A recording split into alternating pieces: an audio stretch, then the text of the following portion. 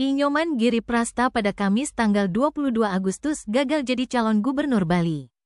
Dia resmi diusung sebagai calon wakil gubernur mendampingi Wayan Koster yang sebagai calon gubernur dari PDIP Bali dalam pemilihan gubernur 2024 pada November mendatang.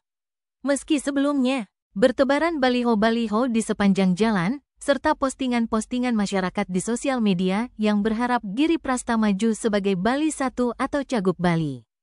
Terkait DPP PDIP yang mengusung namanya sebagai cawagup ini, Giri Prasta buka suara.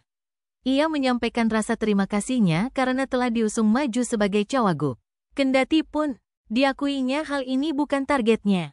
Bupati Badung ini juga menyampaikan rasa terima kasihnya karena bisa mendampingi Wayan Koster ke Pilgub Bali. Lebih lanjut terkait gerakan nantinya jika terpilih. Pasangan ini menegaskan akan tetap bertugas keliling Bali. Meski Giri Prasta sendiri karir kepemimpinannya berawal dari Badung. Seperti diketahui sebelumnya, ramai baliho yang menampilkan sosok Inyoman Giri Prasta. Baliho tersebut menunjukkan dukungan kepada Giri Prasta untuk maju bertarung dalam pemilihan gubernur Bali.